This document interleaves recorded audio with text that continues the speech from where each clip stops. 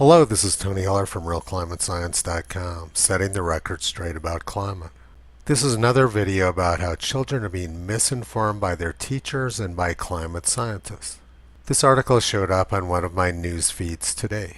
Iceland students see chilling reality of melting glacier. I'm not going to try to pronounce this girl's name, but she was taken out on a field trip by her teacher to see an Iceland glacier melting. It was very beautiful, but at the same time it's very sad to see how it's melted. She witnessed climate change firsthand. Actually, she saw nothing of the sort. What she saw was simply weather patterns. Here's an article from 70 years ago this month.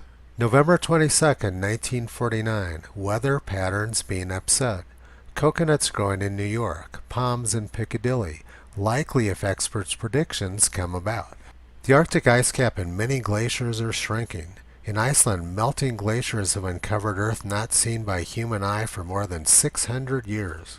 In Greenland, the whole landscape has changed, and retreating ice has revealed ancient Norse relics. Alaskan glaciers are retreating 400 yards annually. That's more than 3 feet per day. These children are not seeing climate change. What they're seeing are cyclical weather patterns. This is what the temperature data from the capital of Iceland looks like before NOAA and NASA tamper with it. You can see that it warmed tremendously in Iceland from 1920 until 1940, then it cooled tremendously until the coldest year in 1979, and has warmed up again since then. In this chart I've overlaid in red the Atlantic multi-decadal oscillation, which is an ocean circulation pattern. You can see that there's a very close correlation between the Atlantic multi-decadal oscillation and temperatures in Iceland. Iceland temperatures and glaciers are controlled by ocean circulation patterns, not the amount of carbon dioxide in the atmosphere. For example, there was a lot more carbon dioxide in the atmosphere in 1979 when Iceland was very cold than in 1940 when Iceland was very warm.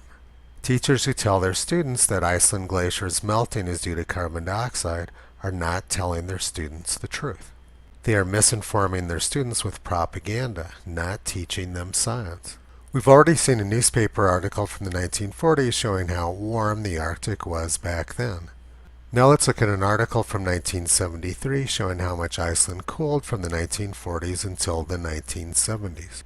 April 14, 1973, the Earth is cooling, return of the Ice Age is feared.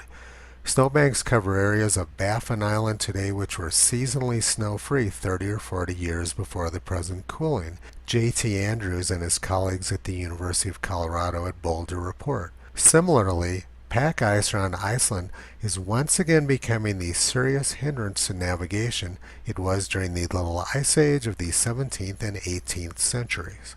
The warmth of the 1940s and the cold of the 1970s pretty much destroys catastrophic global warming theory. So NASA climate scientists deal with this pretty much the way they deal with everything else. They simply alter the data. I've documented close to a dozen times when NASA has tampered with the temperature data at Reykjavik, Iceland. Here's one version where they simply made the warmth of the 1940s disappear. And this animation from last year shows some more of their constant and ongoing tampering of the Reykjavik temperature data. When Australian Senator Malcolm Roberts confronted NASA's Gavin Schmidt with this data tampering, he simply retreated and blamed it on NOAA. I'll be traveling to Australia in March to help out Senator Roberts and some other people in Parliament point out some of the data tampering which is going on in their country too. It's very important that we all work together to get teachers and climate scientists to stop scaring and misinforming our children. It's a very bad thing that they're doing. Teachers need to get accurate information in their hands from real scientists, not the fake scientists who the press refers to as climate scientists. Visit Toto on the web at realclimatescience.com. He's been pulling back the curtain on junk science and propaganda for a long time.